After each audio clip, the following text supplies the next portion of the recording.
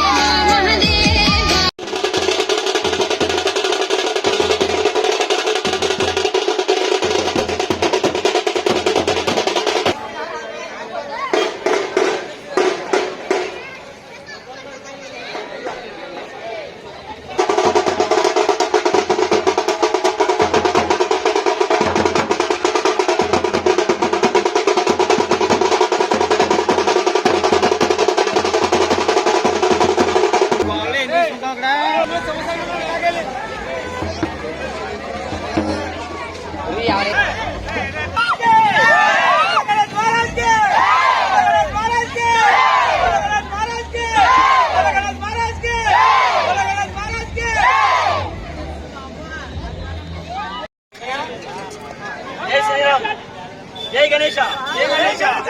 మేము 2003 నుంచి ప్రారంభం చేసామండి వినాయక చవితి. ఇప్పటికి 21 సంవత్సరం జరిగింది. అంగరంగ వైభవంగా చాలా గ్రాండ్ గా చేసుకుంటూ వచ్చాం.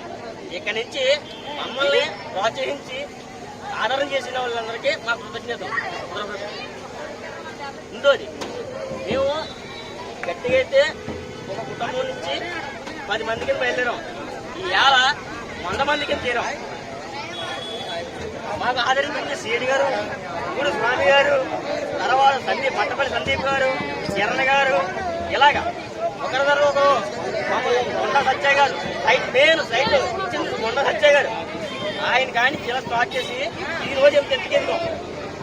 ఇక రోజు ఇక్కడి నుంచి ఇంకా పెరగాలని, ఆ భారీ ఎత్తున చేయాలని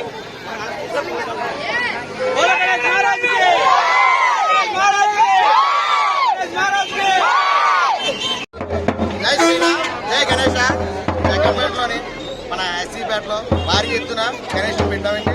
అలాగే ఇది 21వ సంవత్సరం. మేము అనుకోలేదు ఇంత భారీ ఎత్తు బొమ్మ పెడదామని. అలాగే మాకు సహకరించిన వ్యక్తులు మంటపల్లి సందీప్ గారు, సూర్యకిరణ్ గారు, జంబాలాల్ శ్రేణి గారు, పూరి స్వామి గారు, ల్యాండ్ ఇచ్చిన మరి బొండా సత్య గారు, అలాగే మా యూత్ కూరలందరూ 10 మందిగా అలాగే ఈ రోజు 100 మంది అయ్యామండి. 21 సంవత్సరం నుంచి చిన్న బొమ్మగా నుంచి ఈ రోజు జగ్గంపేటలో అతి భారీ బొమ్మను పెట్టే స్థాయికి ఎదిగా మేము. దాని గురించి ఆ దేవుడికి ఎంతో ఘనంగా ఈరోజు తీసుకెళ్ళాలనుకుంటున్నాం. ప్రతి సంవత్సరం కూడా నెక్స్ట్ ఇయర్ కూడా దీన్ని మించి ఉండాలని ఆ ఈ దేవుడిని కోరుకుంటున్నామండి.